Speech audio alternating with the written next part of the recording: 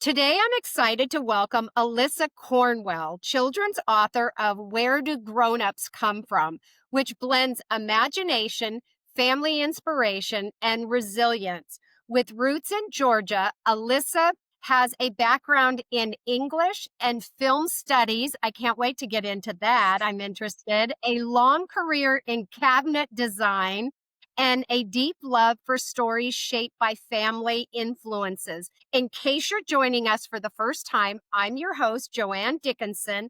Be sure to stay tuned as Alyssa is going to tell us more about her background. Welcome, Alyssa. Thank you so much. Tell us a little bit your Mm. education. English, film studies, and cabinet design is all different types It's of a things. weird combination. It was weird at the time too, actually. No, I was in school and I was doing everything for the undergrad and I hadn't quite declared my major yet and I wasn't sure where I was going to go with it. And at the end of the day, I always knew I wanted to be a mom. That's also I never had the career mind like some of my other friends have had. And so at the end of the day, I just chose what I wanted to learn. I wanted to be in the English classes. I wanted to learn about books and hear the unique perspectives that the professors could give. And then if there's film classes, I love movies. Let's learn about those too. And I ended up accruing enough credits in order to count as a minor for that. So that all kind of happened while I was going to school. I'm working at Lowe's as a cashier for a long time. And eventually, I was able to join the cabinet department and learned cabinet design through them. Once I graduated Oh, college, I did not have a direct career path. So I ended up sticking with cabinet for a while and actually really loved it. I had a great time doing cabinet design. It's a unique job that I didn't see coming, but had a good time with it. But when my second child, my daughter, was born, we were able to go to just my husband's income, and I get to be at home with my baby now. So that's pretty nice. that's wonderful. Well, the cabinet design is the creativity. I think I would have loved that too, just because it sounds like you're artistic and the film studies. I think that's all part of that creativity. Your first children's book reflects themes of discovery and family connections. Tell us more about your first book. Where do grown-ups come from? I Thank love the you. name. It's just like you want to get in there and learn about it. So actually the name's what came to me first. So I was hanging out with my family and I had this image of my future children coming up to me and asking me silly questions and how I was going to handle those because I'm hearing stories of my siblings and their children and what they're going through and stuff. And I had this idea of a child saying, "Where do grown-ups come from?" instead of "Where did babies come from?" And I just loved it so much that I started making notes in my phone about it. And years later, here we are. Thank you. It's that reverse psychology that you think they're gonna ask, "Where do babies come from?" I'm sure kids wonder, "Where do grown-ups come from?" So what a fun story. You've shared that your sister, a preschool teacher, and your sister-in-law, a librarian, great backgrounds, inspired your love for children's books. How have their careers shaped the way you approach writing your first book? Did they have any input in that, or I would say that they created my love for children's books. I think that would have happened regardless. My background in English, like I love stories and I love how they can bring people together and all that. But my sister would always come home with fun and hilarious stories of her time as a preschool teacher and what the children would do. And this kid said that and this kid did that. And she's just a naturally funny person. So they always brought joy and laughter and stuff. And then later, my husband's sister, who is the librarian and a genealogist, had done a bunch of research into the Cornwell family line and her talking about that. Those two connections really come through in the book because it's all about how children create their own ideas of what they Mm. think where do grown-ups come from. And then it turns into a lesson, a very simple one, but a lesson about how grown-ups come from being children first, they grow up, and your grandparents are your parents' parents, and that sort of thing, leading into a discussion of family trees. So those two combinations Mm. create where do grown-ups come Uh, from. I love that, and that's so natural. I've interviewed a lot of teachers, and the stories that they said they could write 100 books. They could write one book after That's another of kids in their classroom, and I would think that's just so natural for them. Your family history, especially the Cornwell family line, seems to weave itself into your creative process. Talk about how that history and heritage influences your storytelling. I'm thinking like grandparents. Is there more um history in the back that you learned from that? it's more that like it's the whole idea that by telling your family story, you creating connections with those within your family now, right? And so when I joined the Cornwell family, they've always been wonderful, generous people. And I think one of the great ways that they do create a connection and inclusion is by talking about their family history because they want you to know what you are now a part of, right? So that's really what it's about. It's about their little olive Oh, branch, that's their little connection to like we've even gone to places that his grandmother lived as a child. We actually just took a trip to Newport this past summer, and a lot of their family history is oh, up there. And we were able to take drives around, and they would point out where their family's from and the experiences that they had there. And that's all meant to say, you're also a part of this family. This is how we celebrate that. it's great that they include you as such a deep connection to their family. My husband's family is full of teachers. His dad, before he passed away, he did this notebook for all the kids of the past, of the genealogy, and all of. I think it's so interesting and it's so wonderful when a family invites you into their family. I'm very fortunate that Mhm. I joined such a wonderful group. The apple not falling far from the tree. I'm interested in this. She had a lot of trees drawn. I love her style so much that I really loved it as it was, but I said, if it's possible, could we add an apple tree and maybe some apples down below? I just loved the idea of an Wow. illustrative representation of that concept. You know, I think a lot of people get into genealogy because they want Mm. to find those similarities, those connections of like where do I come from? Like Yeah, where am I represented in the past as well kind of thing. So I think that's a big part of it. And then on the simpler side of it, I just love the idea that I think most children the first tree they're going to draw is going to be an apple tree, right? So they that's just the inspiration of tree is a big bushy right. green bit and some red spots, right? That's the tree. And I liked that combination. So I asked for that specifically to be presented, and she was more than happy to do that. So, So the mm. concept of being able to share all that history and the apple. Anytime we're up with the Cornwells, they're seeing all the traits in him, and same thing with my family. It's hard not to.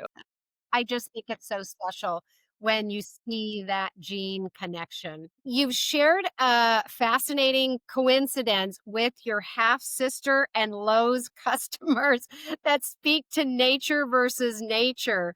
The first one with my sister, I did not meet her until I was like 10 years old. When she was old enough to go through the adoption agency to contact my mom, that's how we became aware of her. And then we arranged a time for all of Oh, us to fly oh. out across the country to go meet her. And, you know, I'm 10 years old. I know virtually nothing about her.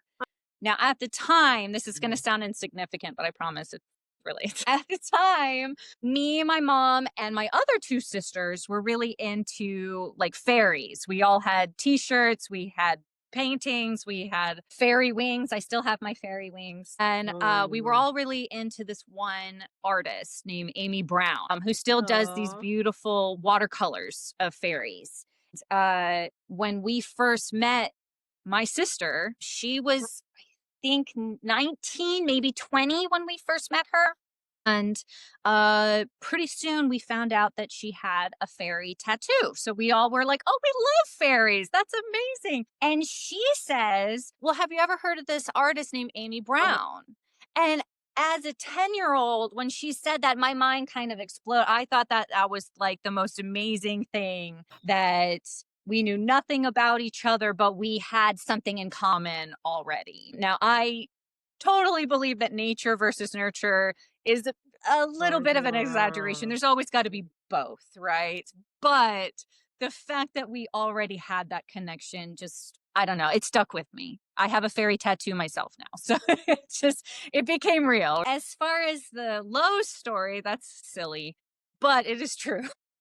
I was working at the Oh. return desk and these three gentlemen walk in and I didn't know what to make of these guys. It was like a grandpa, a dad, and a son. So we had three generations all walk in, all wearing overalls, no shirts. Long story short, they came to make a return. They didn't have their receipt. Yeah. The way that we can deal with that is with an ID. So I asked for their ID. And when I looked at it, my jaw dropped because their last name was my mother's maiden name. And I immediately was like, oh my God, we could be related. And I Oh still my know nothing about them. We had a quick conversation and I was like, well, I'm from California. And they were like, oh, we're from please Minnesota. no. And I was like, I'm pretty sure that's where my grandma's from. So there is an actual possibility that I was related to these gentlemen. I don't know if that's true, Oh. but it was a moment that I just was like, okay, connections can be made anywhere at any time. You never know. And those two coincidences, those two just bizarre moments, I think are what good writing comes from. It's where those fun, exciting moments that you weren't expecting, that's the kind of stuff that I find interesting and worth talking about. But right now, I'm just trying to focus on this. The fairies your family loves and adopting and bringing that person into the family. Yeah. It's not a coincidence. Somebody brought you all together. That is very cool. Maiden name is LaValley. For her side of the family, there's a few. Apparently, there's some from Minnesota, but I certainly had never heard of anybody where I'm Oh, yeah. from. So 100%. Interesting. There's times that I was at a farmer's market. It's like some people that you meet, it's like I was there at that time, or you're on vacation and they were there that same week. Or moving across the country helped you create a very close knit family. We moved here when I was very young. I was only 4 years old when we moved to Georgia, and I've been here ever since. But as far as, I guess it all comes to the people that I originally grew up with. Mhm. We had a pretty big family out in California. And for the first 4 years of my life, that's really all I knew. And then we move out here, and now I can say I really don't Mm, know them so much anymore because that's a very expensive trip to make. That wasn't one we could mm. afford often. It's hard for a bunch of people to plan to come out here. So, those moments happened, but they're pretty rare. So, really, those people became stories to me, right? So, you hear the tidbits, you hear the updates. This event happened, this struggles going on, this success, that sort of stuff.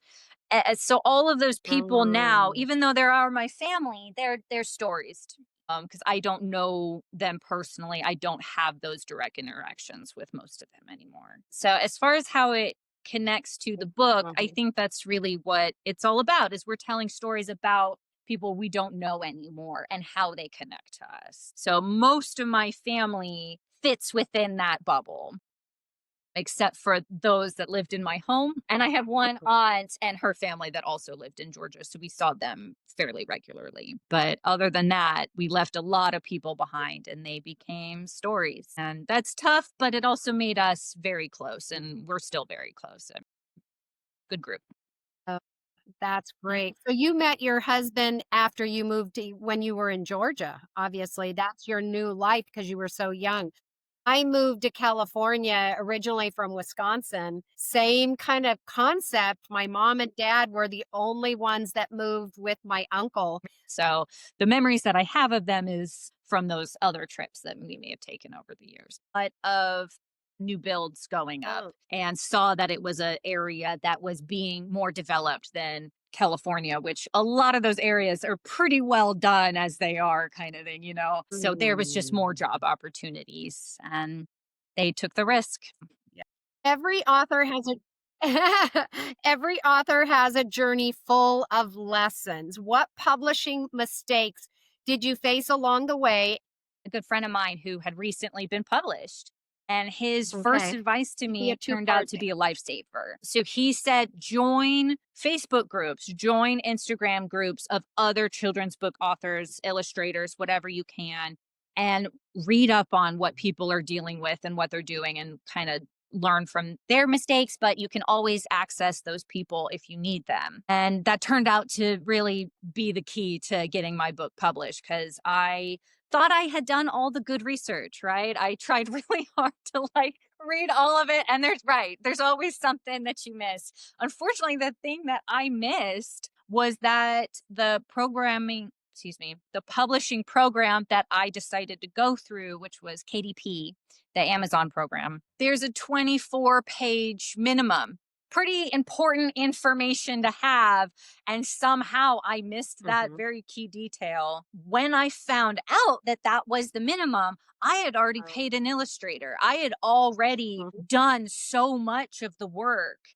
And I had a full anxiety attack that I was never going to be able to make this work. I was going to have to pay No. more money to the illustrator. I just, it became very overwhelming very quickly. And what I ended up doing was I went to that Facebook group and just put the question out there. I was like, guys, I am in such a pickle. I don't know what to do. Please help. And I am not exaggerating. Within 20 minutes, I had 17 different people recommend ideas on how to do that. And they really came through. And my illustrator was also very helpful and patient with the whole thing. But they basically said, add discussion questions to the back of the book, add information about you and your illustrator, and create Mhm. some details that make it look like it was always meant to be Yeah. there. And now I really feel like it completed my story anyway. It turned out really to finish it properly. I've actually had a lot of people say that they love that I added discussion questions to the end because it gave them a easy way to create a conversation about what the story is. So it Mhm. just turned out for the best. But if I hadn't had that bit of advice to begin with, and then I guess the subsequent advice from the people on Facebook, I don't know if the book would have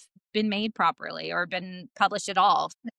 That's a great tip. New authors is 24 minimum. They say not more than 32, and I have a hard time staying within the Mhm, 32 because of my fun facts, because of the about page, even the copyright page or a mhm. title page. And the best advice I always tell people is join social media. I was talking to a gentleman this week, and he had given my name to somebody. She has all these stories written, but she doesn't know where to start, what to do first. And my advice is get on social media. Yeah. You've got to get yourself out there. That's so important. You've got to really spread your wings and not be afraid to open up who you are because you're trying to sell a book. I also was told to join social media even before the book came out. So I've been working on my Instagram for well over a year now. Whenever you launch a book, obviously you have to have those followers, and that just helps to get, a launch team and things like that. I personally, Alyssa, don't have a TikTok just because it's another level. I have every single social media, LinkedIn, X, Pinterest. I feel like I have so much now, and my YouTube and Spotify. I don't know if I could handle another social media as I have so many. But don't feel pressured to join TikTok if you have Sure. at least 3 or 4 of other things. Some things that are right for some people and some things are right for other people. Looking ahead, what do you hope readers, especially children, take away from your book? A little girl earlier thinks that grown-ups come from trees. They grow like trees out of the ground. And then when the teacher explains about family trees, she goes, "See, I told you." She says, "So I knew that." And so, yeah, I'm always hoping for a laugh. That's always something to aspire to as far as a story with a kid, in my opinion.